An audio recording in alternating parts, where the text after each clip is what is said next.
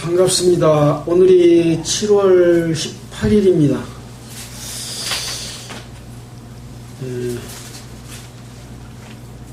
지금 코로나가 아직 기승을 부리고 있어서 이게 참 쉽게 끝나지 않을 것 같은 그런 염려가 많이 됩니다. 항상 우리가 방역 수칙을 준수하고 긴장을 풀지 말아야 될 것 같습니다. 지금 또 이상기후로 인해서 갑작스럽게 엄청난 폭우가 내리고 또 캐나다 저쪽 서부와 미국 서부 쪽에서는 온도가 53몇 도, 54도까지 올라가서 많은 사람이 죽습니다. 또 유럽에도 마찬가지거든요. 비가 엄청나게 와가지고 사람들이 네덜란드, 덴마크, 룩셈부르크 이런 데서 엄청난 사람들이 죽었어요. 그래서 사람은 지식이 발달하고 과학이 발달해서 이 세상을 다 점령하고 참 살기 좋아진 것처럼 보이지만 실질적으로 따져보면 자연환경이 파괴되고 인간의 문명으로 발달로 인해서 질서가 무너지는 이런 안타까운 현실이 됐기 때문에 사람의 힘으로 극복할 수 없는 질병들이 이렇게 만연하게 되는 거죠. 이런 일들이 성경의 기록에 보면 마지막 때에 되어질 그런 상황들을 우리에게 이야기를 해주고 있습니다. 사람들이 이 세상에 한번 태어났다가 이렇게 죽게 되는데 죽음으로써 모든 것이 끝나는 것이 아니고 새로운 저 세상에서의 시작이 되는 것이기 때문에 우리가 살았을 때 하나님을 알고 우주 만물을 창조하신 하나님의 뜻을 따라 사는 것이 굉장히 중요하다, 그런 말씀을 드리게 됩니다. 자, 우리는 지금 성경을 계속해서 공부하고 있습니다. 이 성경은 뭐냐? 창조주 하나님께서 사람과의 관계를 설명해 주시는 그러한 책이죠. 하나님과 사람 사이, 그러니까 신과 사람 사이에 올바른 질서를 회복해서 하나님과 사람이 함께 살아가고자 하는 그런 계획과 그것을 실천해 오는 과정 가운데서 하나님을 떠난 인간들에게 어떻게 하면 하나님께로 돌아올 수 있느냐 하는 것들을 교훈해 주시는 하나의 역사의 기록이라고 성경은 할 수가 있습니다. 하나님은 영생하시는 분이시죠. 죽음이 없으신 분이죠. 하나님이 인간을 만들 때 하나님의 형상대로 만들어서 죽지 않도록 만들었습니다. 근데 왜 죽음이 생겼습니까? 하나님을 떠나서 마귀를 따르고 하나님을 거역함으로 말미암아 죄의 삭은 사망이다. 그래서 죽을 수밖에 없는 그런 인생이 된 거죠. 예수님께서는 이 땅에 오셔서 나는 길이요 진리요 생명이니 나를 믿는 자는 죽어도 살겠고 무릇 살아서 나를 믿는 자는 영원히 죽지 아니하리라, 이런 말씀하셨어요. 어떻게 보면 하나님이 예수 그리스도를 통해서 하나님과 사람 사이에 영원히 함께 살고자 하는 그런 뜻을 예수님이 실천하러 오셨다, 그렇게 볼 수가 있는 거죠. 그래서 예수님께서는 모든 세상 사람들의 죄를 짊어지시고 십자가에서 돌아가셨는데 3일 동안 땅속에 있었다가 3일 이후에 다시 부활해서 새로운 몸으로 부활했습니다. 어떤 몸이냐? 이렇게 방문이 다 닫혔는데 문을 열지 않아도 썩 나타나는 그런 몸. 그래서 제자들이 유령인 줄 알고 예수로 믿지 않고 귀신으로 생각하니까 아니다, 나는 육체를 입은 사람이다 하고 도마에게 내 손바닥에 그 창자국과 못자국과 옆구리의 창자국을 만져봐라, 이렇게 해서 자기 자신이 실질적으로 육체다라는 것을 증명하면서 생선을 달라 하고 생선을 먹었지 않습니까? 그런 몸으로 바뀌는 거죠.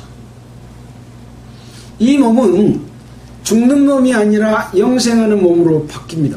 그래서 우리는 하나님 앞에 새로운 생명으로 태어나게 되면 예수님처럼 부활해서 영원한 하늘나라에 갈 수 있는 소망을 가지고 살고 있는 것이기 때문에 이 세상의 어떤 부귀와 영화도 바꿀 수 없는 그런 소중한 것을 우리가 가지고 있다, 이렇게 말할 수 있는 거죠. 이런 일들이 과연 믿을 수 있는 일이냐 하는 부분이죠. 사람들은 이제 아까 과학 이야기를 했습니다마는 눈으로 보는 것만 믿고 과학으로 증명된 것만 인정하려고 하는 것이 보통 사람들의 일반적인 지식 수준이에요. 근데 신앙은 그렇지 않죠. 신앙은 과학적으로 증명할 수 없는 어떤 능력의 힘이 있다는 것을 믿는 거죠. 그것을 예수님은 이 땅에 오셔서 실천해 보였습니다. 소경에 눈을 뜨게 했고 귀신을 쫓아내고 안진뱅이를 일으키고 죽은 사람을 살려내는 그런 능력을 행했어요. 이것은 누구만 할 수 있는 일입니까? 하나님만, 신만이 할 수 있는 일을 직접 나타내 보임으로써 하나님이 실제 계시고 그 능력을 입고 내가 와서 여러분들을 구원한다 라고 하는 것을 보여주시기 때문에 참으로 우리가 생각하고 있는 자기 생각과 지식으로만이 하나님을 보려고 하면 보여요, 안 보여요? 안 보이죠. 그래서 우리는 이 보이지 않는 하나님을 믿는 믿음을 배우는 것이 굉장히 중요한 일입니다. 자, 그래서 하나님은 인간을 향한 그 뜻이 무엇이냐? 죽은 영혼을 살리고 영생을 주시기 위한 그런 것이죠. 그래서 요한복음 6장 40절에 내 아버지의 뜻은 아들을 보고 믿는 자마다 영생을 얻는 이것이니 마지막 날에 내가 이를 다시 살리리라 하시니라. 아버지의 뜻이 무엇이라고요? 영생을 얻는 것이 아버지의 뜻이요. 사람들은 아버지의 뜻대로 산다고 하면서 열심히 뭘 받다 바치고 뭐 이렇게 외형적으로 하는 것을 하지만 하나님은 그걸 원하시는 거 아니라 네가 예수 그리스도를 믿음으로 말미암아 영생을 얻는 것이 나의 뜻이다 라고 하는 것이 하나님의 뜻이기 때문에 하나님 앞에 뭘 많이 갖다 드리고 또 열심히 살고 충성하고 그것을 원하는 것이 아니다 라는 것이죠. 지금 우리는 출애굽기, 레위기, 민수기서를 공부하면서 이스라엘 백성들이 어떻게 하면 하나님과 함께 할 수 있느냐 하는 것들을 공부를 했습니다. 자, 오늘은 이제 민수기 28장을 할 차례입니다. 이스라엘 백성들은 흉년으로 말미암아 애굽에서 430년을 살게 됐는데 처음에는 애굽의 왕이 하나님을 알고 요셉의 믿는 하나님의 능력을 인정해서 요셉에게 애굽의 총리 대신을 하도록 해가지고 모든 왕의 권한을 요셉에게 주어서 이스라엘 백성들을 흉년 때 애굽에 있는 고센 지방에서 살도록 했어요. 고센은 지중해 바로 밑에 있는 지역이어서 굉장히 기름진 땅으로서 농사가 아주 잘 되는 그런 곳에서 살게 했습니다. 근데 요셉도 죽고 그때 당시 바로왕도 죽어서 이스라엘 백성들이 애굽에서 엄청난 많은 백성들이 일어나니까 이 바로왕이 이들이 만약에 다른 나라와 결탁해서 우리나라를 쳐부수려고 한다면 우리가 나라를 뺏기게 될 거니까 이들을 붙잡아서 종으로 삼자 해가지고 마지막에는 이제 종이 되는 그런 역사 속에서 오랫동안 살았죠. 그래서 하나님께서는 모세를 통해서 이스라엘 백성들을 구원해냅니다.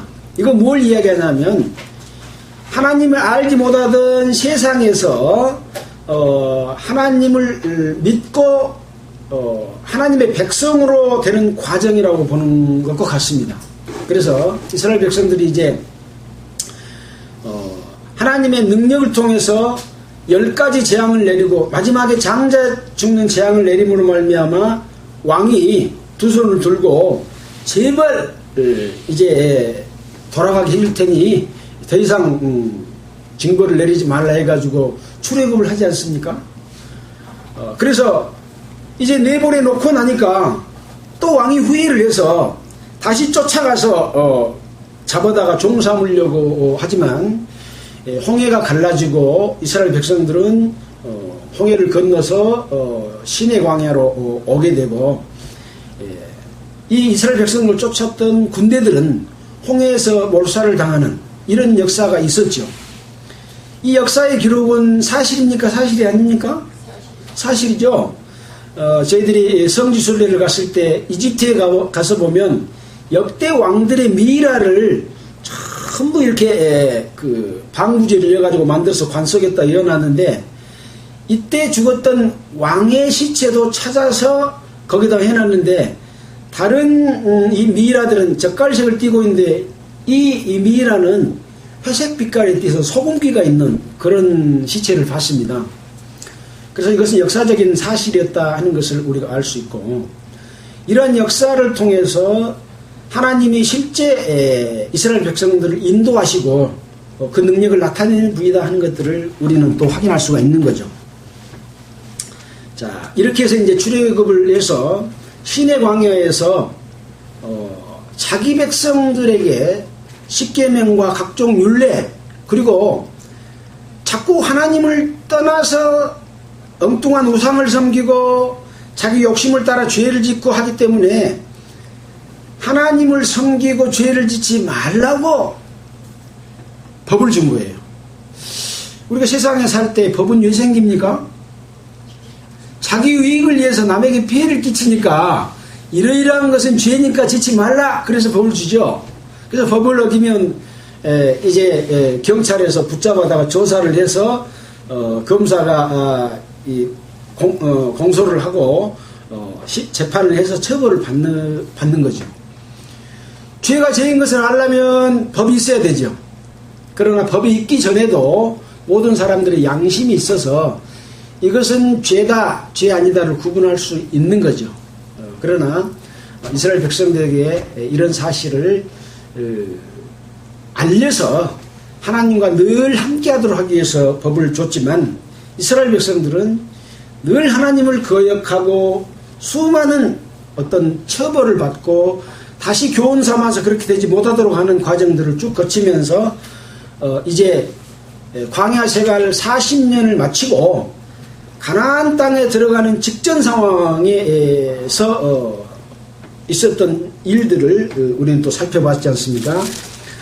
그래서 다시 이스라엘 백성들을 계수해서 가나안 땅에 들어가서 가나안 땅에서 받을 기업들을 나눠주는 그러한 내용들을 살펴봤고 또 27장에서는 슬로보아스 딸들에게도 그 유산을 남겨줄 수 있도록 여자들에게도 하나님의 축복의 기업의 땅을 주신다 하는 것들을 배웠습니다.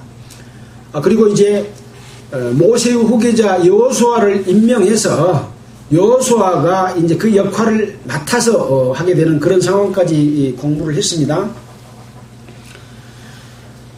오늘은 이제 28장에서는 하나님께 드리는 제사에 대해서 공부를 합니다. 하나님께 왜 제사 드린다고 했습니까? 하나님과 사람 사이에 늘 화목할 수 있도록 하기 위해서 제사를 드려요. 그래서 화목하려고 한다면 죄가 있을 때는 화목이 돼야 안 돼요? 안 되죠. 상대방하고 나하고 어떤 악의적인 감정, 죄를 지어서 그것을 해결하기 전에는 둘이 화목이 안 되잖아요. 그래서 먼저 속죄제와 속건제를 드려서 화목하게 된 다음에 화목제를 드리면 하나님이 그 향기를 기뻐 받으시는 거죠. 그래서 화목제를 드릴 때에는 이제 어떻게 드려라 하는 방법들을 설명해 주고 있는 거죠. 자, 이제 오늘은 이 드리는 방법에서 번제와 소제와 화목제와 속죄제와 속건제가 있는데 이 제사 드리는 방법 중에 번제라고 제사를 드립니다. 번제는 어떤 제사입니까? 태울 번자 제사 제자에서 제물을 태워서 드리는 제사예요. 자, 28장을 보면서 함께 살펴보도록 하겠습니다. 여호와께서 모세에게 일러 가라사대 이스라엘 자손에게 명하여 그들에게 이르라 나의 애물, 나의 식물 되는 화제, 나의 향기로운 것은 너희가 그 정한 시기에 삼가 내게 드릴지니라. 그러니까 하나님은 제사 드리는 그 애물을 하나님의 식물이다 라고 이렇게 말씀을 하고 있습니다. 그리고 그것을 향기롭게 받는다 라고 말하고 있습니다. 하나님은 참 희한하신 분이네요. 짐승을 태워서 드리는 그 제사를 기뻐하신다고 말하니까 희한하지 않습니까? 그 근본된 것이 무엇입니까? 사람이 죄를 지으면 죄의 삭은 사망이기 때문에 사람이 죄값을 받고 죽으면 사람이 이 땅에 있을까요? 없을까요? 없어져 버리기 때문에 짐승을 대신해서 잡아서 제사를 드림으로 말미암아 그것을 기뻐하는 거예요. 왜? 사람과는 화목할 수 있으니까. 그래서 제사를 받아들인 거예요. 근데 이 제사는 이스라엘 백성들에게 주는 제사법인데 이방인들은 이런 제사법이 없어요. 제사 드릴 필요가 없죠. 근데 우리가 왜 이걸 배웁니까? 하나님이 왜 제사를 드리라고 했을까? 왜 하나님이 기뻐했을까? 그러면 우리는 지금 어떻게 해야 될까? 이걸 배우기 위해서 제사법을 배우고 있는 거예요. 그래서 하나님께서는 이 제사법들을 폐하시고 예수 그리스도를 통해서 하나님과 기뻐하는 새로운 언약을 만들어 두셨어요. 그러나 이것들을 배움으로 말미암아 그 새로운 언약을 통해서 우리에게 주는 화해와 늘 하나님과 함께하는 방법들을 배우기 위해서 이 내용을 살펴보는 겁니다. 이스라엘 백성들이 광야 생활 가운데 많은 죄를 짓고 잘못된 일을 당하고 벌을 받고 그랬잖아요. 그리고 이제 여호수아를 다시 세웠으니까 하나님과 정상적인 관계를 유지할 필요가 있어요, 없어요? 있지요. 자, 그 제사의 첫 번째가 뭐냐? 그들에게 이르라. 나의 애물 나의 식물이 되는 화제 나의 향기로운 것을 너희가 그 정한 시기에 삼가 내게 드릴지니라 라고 말을 하고 있습니다. 자, 또 그들에게 이르라. 너희가 여호와께 드릴 화제는 이러하니 1년 되고 흠없는 수양을 매일 둘씩 상번제로 드리되. 상번제는 뭡니까? 항상 상자에다가 태울 번자, 항상 태워서 드리되 한 어린 양은 아침에 드리고 한 어린 양은 해질 때에 드릴 것이요. 수양 2마리를 매일 태워서 제사를 드려라. 한 마리는 아침에 드리고 한 마리는 저녁에 드리라. 무엇을 의미하겠습니까? 우리가 아침에 일어나면 하나님께 기도하고 오늘 하루의 삶을 하나님의 합당한 뜻 가운데서 살 수 있도록 해주십시오. 우리가 하나님의 자녀로서 살아가는데 세상의 빛과 소금 되는 그러한 삶을 통해서 하나님을 증거하는 삶을 살게 해주십시오. 하나님과 관계를 늘 하나님이 기뻐하시는 그러한 제사로 드리는 것이 아침에 드리는 기도라고 할 수 있잖아요. 진정한 마음으로. 그래서 아침에 수양을 드리는 거죠. 또 저녁에 드리는 양은 어떤 죄입니까? 오늘 하루의 삶 가운데서 잘못된 것을 제사를 통해서 없이 하고 다시 또 하나님께서 함께 해주시기를 원하는 마음. 그래서 잠자리 가운데서도 마귀 틈타지 못하게 하시고 하나님이 합당한 뜻에 살도록 늘 지켜주십시오. 잠자다가 꿈이 안 좋으면 얼마나 불편합니까? 예. 항상 마귀는 우는 사자처럼 우리의 마음과 생각을 붙들어서 하나님을 섬기지 못하도록 나쁜 데로 끌고 가려고 하잖아요. 그래서 아침과 저녁에 제사를 드리는 그런 의미다. 하루만요, 날마다, 상번이라고 하는 것은 날마다 드리는 제사를 의미합니다.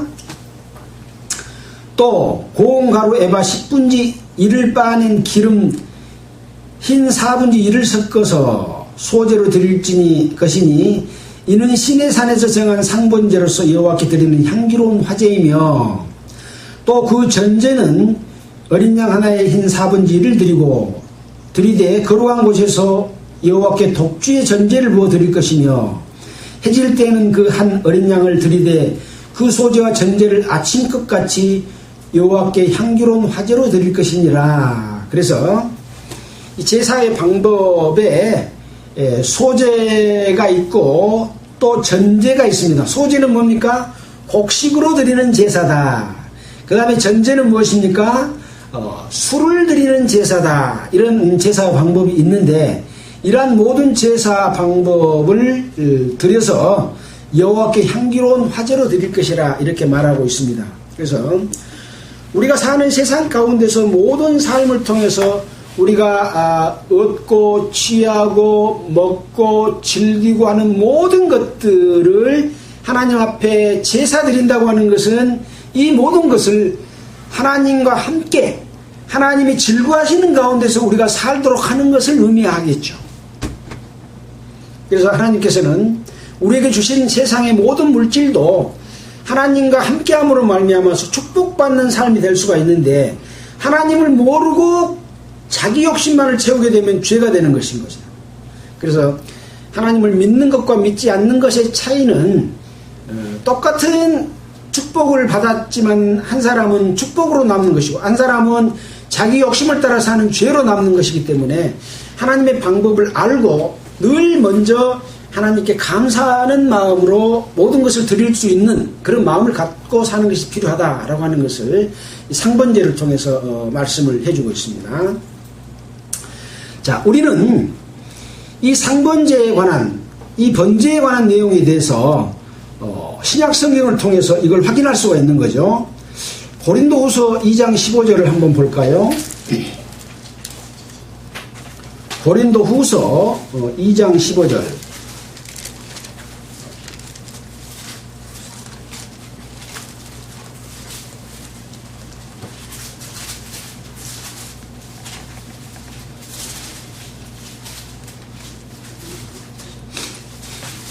(14절부터) 제가 읽어보겠습니다. 항상 우리를 그리스도 안에서 이기게 하시고 우리로 말미암아 각처에서 그리스도를 아는 냄새를 나타내시는 하나님께 감사하노라. 그러니까 지금 바울 사도가 고린도 교회에 편지를 하면서 항상 우리를 그리스도 안에서 이기게 한다. 그리고 우리로 말미암아 각처에서 그리스도라는 냄새를 나타내게 하시는 하나님께 감사한다. 그러니까 바울과 고린도 교회 성도들이 삶을 통해서 하나님의 향기를 나타내는 삶을 살도록 하심에 감사한다. 그런 내용이죠. 자, 15절. 우리는 구원 얻는 자들에게나 망하는 자들에게나 하나님 앞에서 그리스도의 향기니. 누가 그리스도의 향기예요? 바울과 고린도 교회가 그리스도의 향기답니다. 오늘 민수기에 있는 향기는 무슨 향기입니까? 상번제를 드리는 향기죠.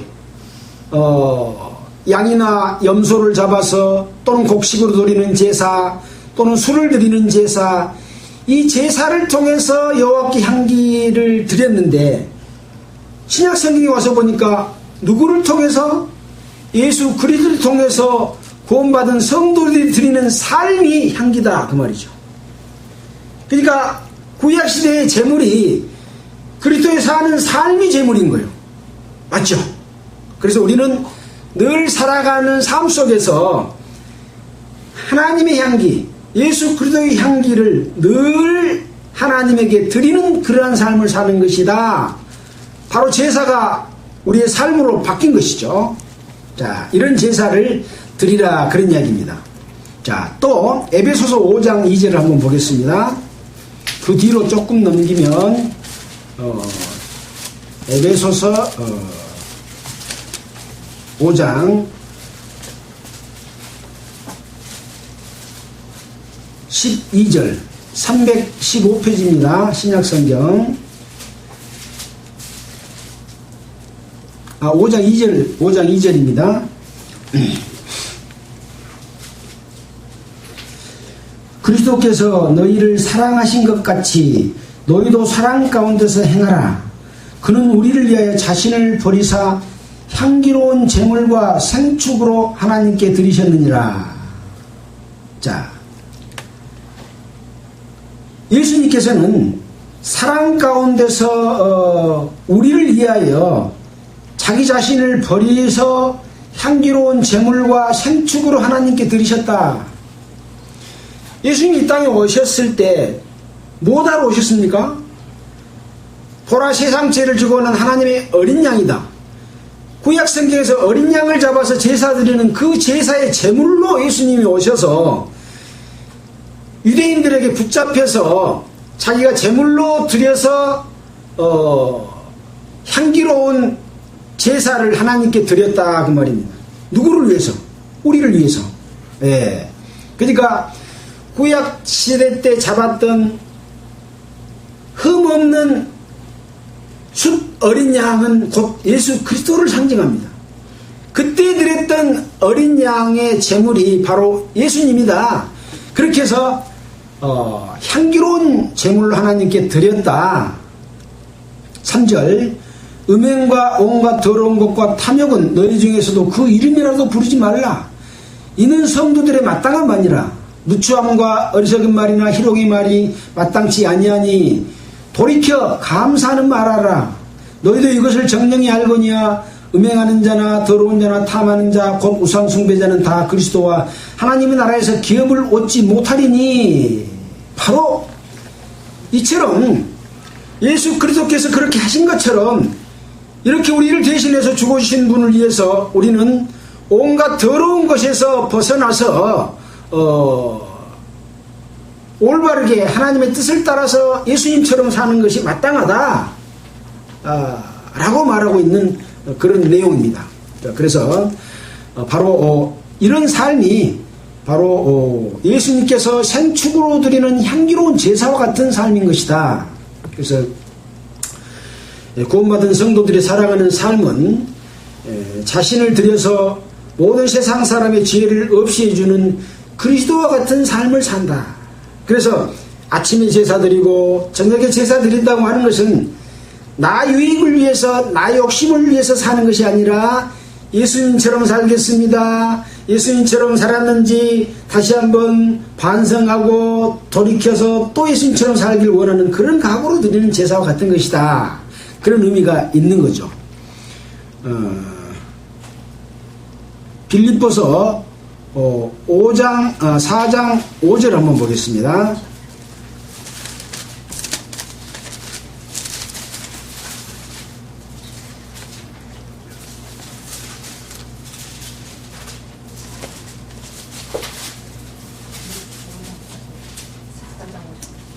어, 4장 5절로 18절까지인데 제가 보겠습니다. 이것은 빌립보 교회의 성도들에게 보내는 바울의 편지 중에서 옥중에서 보낸 편지 중에서 이런 내용이 들어있습니다. 주 안에서 항상 기뻐하라. 내가 다시 말하는 기뻐하라 라고 말씀을 하고 저 밑에 가서 보면 11절에 내가 궁핍함으로 말하는 것이 아니라 어떠한 형편에 있든지 내가 자족하기를 배웠느니 내가 비천에 처할 줄도 알고 풍부에 처할 줄도 알아. 모든 일에 배부르며 배고픔과 풍부와 궁핍에도 일체의 비결을 배웠노라. 가난할 때나 또는 풍부할 때나 모든 삶을 배웠다. 어떤 삶을 배웠냐? 늘 하나님께 감사하고 늘 참고 견디면서도 어려운 사람들을 돕는 그런 일인 거죠. 내게 능력을 주시는 자 안에서 내가 모든 것을 할 수 있다. 그러나 너희가 내 괴로움에 함께 참여했으니 잘했다. 빌립보 교회 성도들이 이 바울이 이 어려운 가운데서 함께 참여해 줬으니 잘했다 라고 말을 하면서 빌립보 사람들아 너희도 알거니와 복음의 시초에 내가 마게도냐를 떠날 때 주고받는 내 일에 참여한 교회가 너희 외에 아무도 없었느니라. 데살로니가에 있을 때에도 너희가 한두 번 나의 쓸 것을 보내었도다. 내가 선물을 구함이 아니오 오직 너에게 유익하도록 과실이 번성하기를 구함이라. 내게는 모든 것이 있고 또 풍부한지라 에바브로 디도 편에 너희의 준 것을 받음으로 내가 풍족하니 이는 받으실 만한 향기로운 제물이요 하나님을 기쁘시게 한 것이라. 그러니까 무엇이 향기로운 제물이요 하나님을 기쁘시게 한 것입니까? 빌립보 교회 성도들이 사도 바울이 어려울 때 궁핍할 때 또 데살로니가 교회 성도들을 위해서 필요한 물건들을 보내왔습니다. 이것이 곧 뭐냐? 받으실 만한 향기로운 제물이고 하나님을 기쁘시게 하는 삶이다. 이런 삶이 구약시대의 제사법을 통해서 하나님을 공경하는 방법을 배우는 그런 과정에 있었던 거죠. 실제 이루어진 건 뭡니까?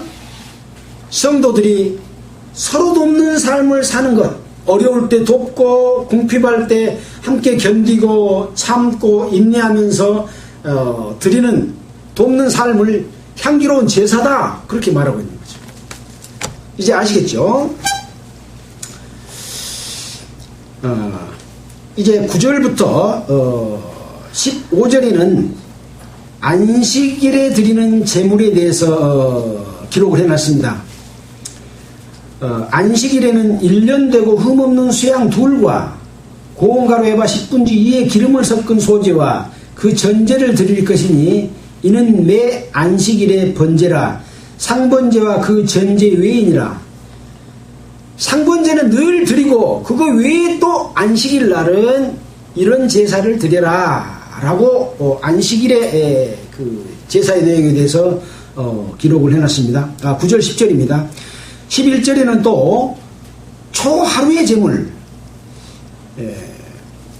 초하루는 언제부터 시작이 됩니까? 1년의 초하루도 있고 한 달의 초하루도 있고 일주일의 초하루도 있는 거죠. 여기서는 월삭이라고 했으니까 달의 초하루, 월은 달월자고 삭은 초하루 삭자입니다.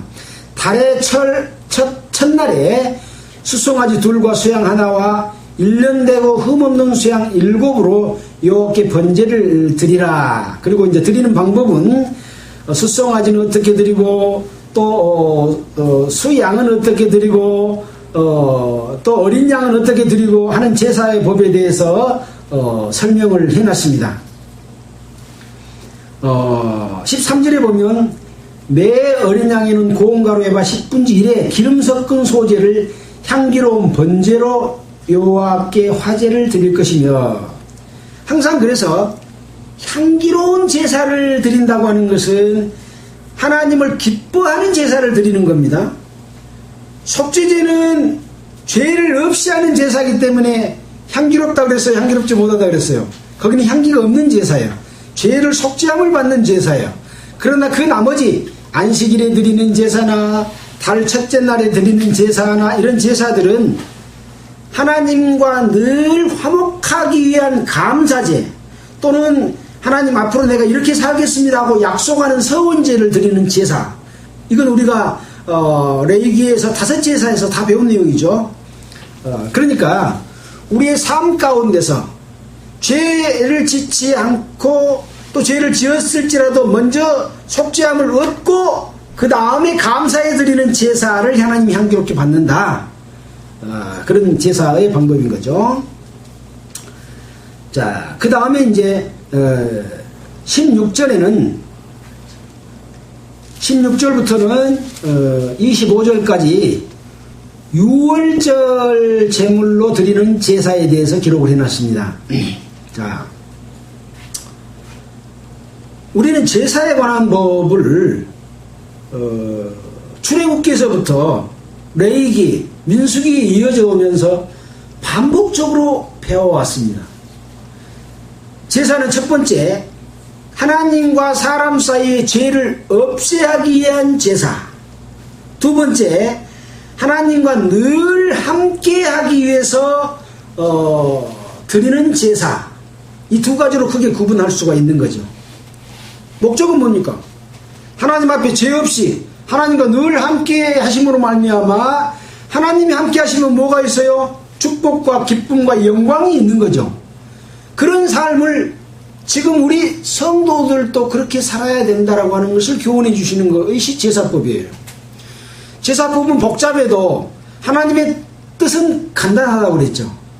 하나님은 사람들이 눈에 보이는 것만을 믿고 따르기 때문에 10가지 재앙을 내리고 이스라엘 백성들을 출애굽시켜서 홍해를 갈라지기 위해서 홍해를 건너게 해줬지만, 모세가, 자기를 인도한 모세가 안 보이니까 금방 우리를 인도한 신을 만들자 해가지고 송아지, 금송아지를 만들어갖고 거기다 절하고 그것을 섬긴다니까요. 그러니까 얼마나 사람들은 이 보는 시각이 눈에 보이는 것만을 중요하게 생각합니까? 이 세상에는 눈에 보이는 것이 많아요? 보이지 않는 것이 많아요? 보이지 않는 게 훨씬 많아요.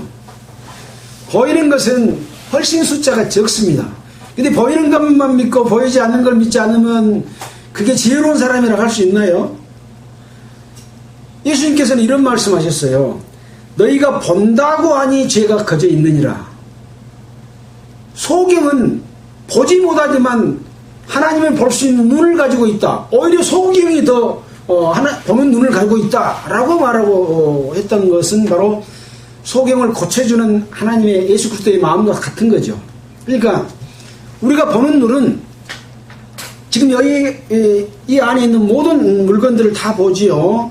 또 밖을 내다보면 나무도 보이고 학교도 보이고 하늘도 보이고 모든 것이 보이는데 이런 물질 속에 있는 자연의 신비는 봐요, 못 봐요? 못 본다는 거죠. 이것을 봐야 진짜 보는 것이다.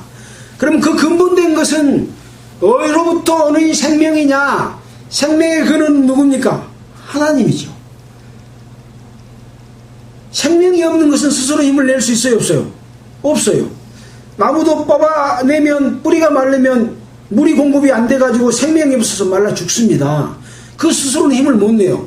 그러나 생명이 싹을 내서 뿌리를 내리고 물을 뽑아 올림으로 말미암아 탄소 동화장이 이루어져서 열매가 맺히고 하는 것은 생명력이 있기 때문에 그런 거거든요. 이 나무 스스로는 힘을 못 내요. 나무를 가공해 놨으니까. 그래서 그 근본된 분이 바로 우주 만물을 창조한 하나님이다 라고 하는 것을 보는 눈이 그건 진짜 눈이다. 그걸 못 보면 눈을 본다고 하지만 소경이다 라고 말하고 있는 거죠. 그래서 우리는 이 보는 눈을 통해서 하나님을 섬기는 방법을 배우는 거죠. 자, 뭐하다 이렇게 가봤습니까? 자,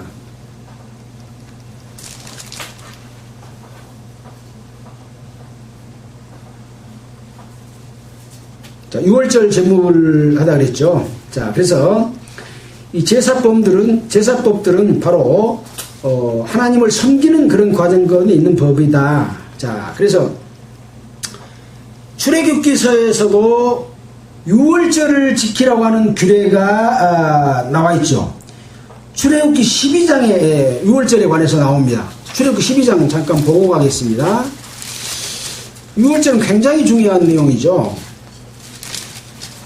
애굽의 종에서 벗어나서 하나님의 백성으로 인도하여 나온 내용이기 때문에 그렇습니다. 자, 6월절의 규례에 대해서 12장에 나와 있습니다. 5절에 너희 어린 양은 흠없고 1년 된 수컷으로 하되 양이나 염소 중에서 취하고 이달 14일까지 감지가했다가 해질 때에 이스라엘 회중이 그 양을 잡고 그 피로 양을 먹을 집 좌우 설주와 임방에 바르고 그 안에서 이제 고기를 먹고 무교병을 먹고 이제 이런 내용까지 다 기록이 되어 있고, 자 21절에 보면 이 6월절에 대해서 이제 그것을 실행한 내용이 나옵니다. 너희는 우슬처럼 묶음을 차에 그릇에 담은 피에 적시어 그 피를 문 임방과 자기 설주에 뿌리고 아침까지 한 사람도 자기 집 문 밖에 나가지 말라. 이제 그날 밤에 이제 이 장자 죽는 재앙이 일어난 것이 이제 29절부터 나와 있죠. 그러면서 6월절의 규례를 지키라고 말한 내용은 이제 43절에 나옵니다. 여호와께서 모세와 아론에게 이르되 6월절 규례가 이러하니라. 이방 사람은 먹지 못할 것이나 각 사람이 이 돈으로 산 종은 할례를 받은 후에 먹을 것이며 거류인과 타국 품꾼은 먹지 못하리라. 한 집에서 먹되 그 고기를 조금도 집 밖으로 내지 말고 뼈도 꺾지 말지며 이스라엘 회중이 다 이것을 지킬지니라.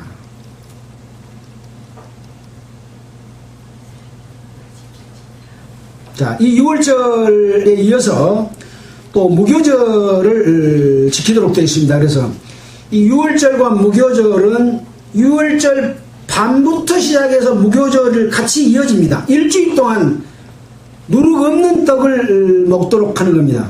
떡이 누룩이 안 들어가면 맛이 있어요, 없어요? 퍽퍽한 맛이 하나도 없어. 근데 누룩을 넣으면 빵이 부풀고 고소한, 설탕을 안 넣어도 고소하게 먹을 만한 빵으로 구워지는 거죠. 그래서 누룩 없는 떡이라고 하는 것은 죄 짓지 않는 삶을 이야기합니다. 죄를 좀 지어야 재밌고 즐겁고 하는데 죄를 안 지은 삶을 살면 누룩 없는 떡과 같이 재미가 없죠. 바로 그런 고난을 겪는, 하나님을 섬기는 그러한 마음으로 사는 절기가 무교절입니다. 그래서 7일 동안 무교봉을 먹고 제7일은 여호와께 절기를 지키라 이렇게 말하고 있고, 그 다음에 11절에 보면 여호와께서 너와 내 조상에게 명시하신 대로 너를 가나안 사람들이 땅에서 인도하시고 그 땅을 내게 주시거든 너는 무릇 초태생과 내게 있는 생축의 초태생을 다 구별하여 여호와께 돌리라. 수컷은 여호와의 것이니라. 왜 여호와의 것이냐? 6월절날 첫 새끼와 첫 아들과 모든 수컷의 첫 것은 다 죽었을 텐데 양을 잡아서 대신해서 살렸기 때문에 그것은 다 여호와 거다. 그러니 내게 드리라. 그러니 우리가 신약 성경에서 너희는 값으로 산 것이 되었으니 그런즉 너희는 너희 몸으로 하나님께 영광을 돌리라 라고 하는 것과 같은 거죠. 우리는 예수 그리스도의 피로 값으로 산 것이 된 새 생명으로서 살아가는 삶이 그리스도인의 삶인 것이기 때문에 이와 같은 내용들이 출애굽기에 기록이 되어 있습니다. 자, 오늘 민수기 28장에도 똑같은 내용이 반복해서 기록을 해놓고 있습니다. 왜 그렇습니까? 너희를 구원해낸 6월절을 잊지 말라. 구원받은 성도들은 예수 그리스도의 피로 말미암아 죄사함을 얻는 경험을 다 했습니다. 그 날을 잊지 말고 기념해라. 매년. 무슨 말입니까? 죄로 인해 죽었던 생명이 새 생명으로 살아나서 하나님의 자녀로 태어났다. 그러니 그걸 잊어버리면 안 된다. 그걸 잊어버리면 어떻게 사요? 우리 육신에 태어난 날을 생일을 더 중요하게 생각하고 그 생일은 세면서 요 생일은 안 세지요. 그러면 육신의 삶을 사는 거예요. 근데 구원받은 날을 더 중요하게 생각하고 그 날을 생일로 세면 구원받는 사람이 늘 하나님께 합당한 삶을 사는 삶을 살고자 하는 마음이 더 크겠죠. 저는 이 두 번째 생일을 좀 자주 쉬었으면 좋겠어요. 그런 의미로서 이 바로 6월절을 지키는 것에 관한 의미가 있는 거죠. 안식일 날은 왜 그렇습니까? 하나님이 일주일 동안 모든 일을 6일 동안 마치시고 제7일에는 안식했다. 이 안식은 하나님과 사람이 함께 즐거워하고 기뻐하도록 모든 일을 끝냈을 때 안식입니다. 하나님이 지금 안식하지 못한 이유는 에덴 동산에서 죄가 침투했고 이 마귀로 말미암아서 사람들이 마귀를 따라서 사는 삶을 살고 있기 때문에 그 마귀로부터 구원해내서 하나님의 자녀가 돼서 하나님이 원하시는 이 제사의 방법들을 지킬 때 하나님은 안식할 수가 있어요. 왜? 이 일을 다 이루었기 때문에. 그 일을 예수 그리스도를 통해서 이루어놨습니다. 이루어놓은 속에 우리가 안식하면 안식에 들어가는 거예요. 근데 안식에 들어갔으면서도 안식하지 못한 사람이 있다라고 히브리서에는 말하고 있죠. 다시 육신으로 돌아가서 육신의 것을 추구하고 사는 삶에 대해서 경계하는 말로서 그런 내용이 기록이 되어 있습니다.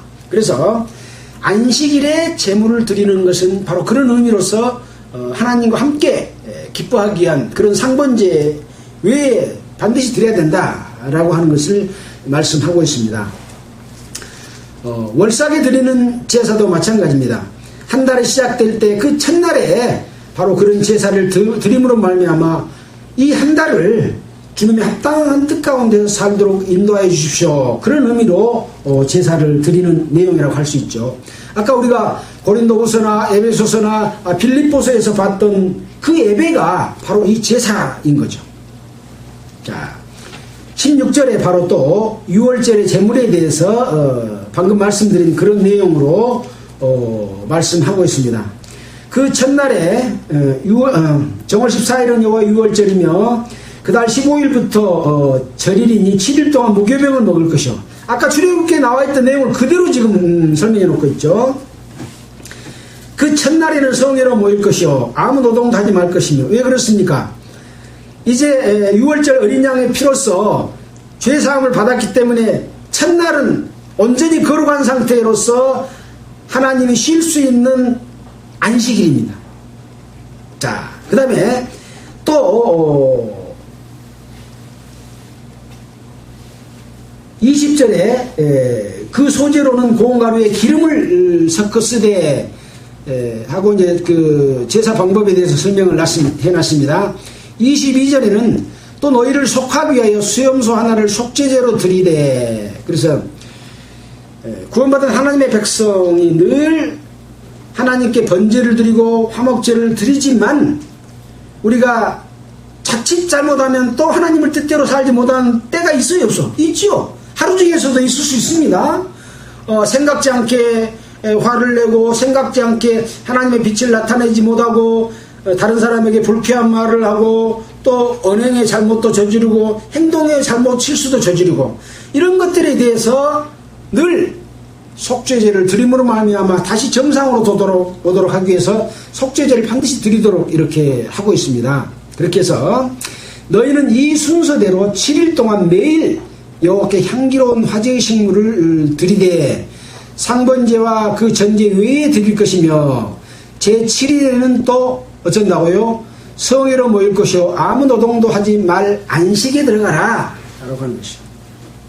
그래서 우리는 이 세상은 지금 하나님이 안식하지 못하고 안식을 이루어가는 속에 있지만 하나님이 인류의 역사를 끝내고 마지막 전쟁이 있고 이 성도들이 휴거받아서 안식에 들어갈 때는 모든 일을 끝내시고 편안하게 하나님과 함께 평강 가운데 거하게 되는 그런 인류의 역사가 지금 남아있는 거죠.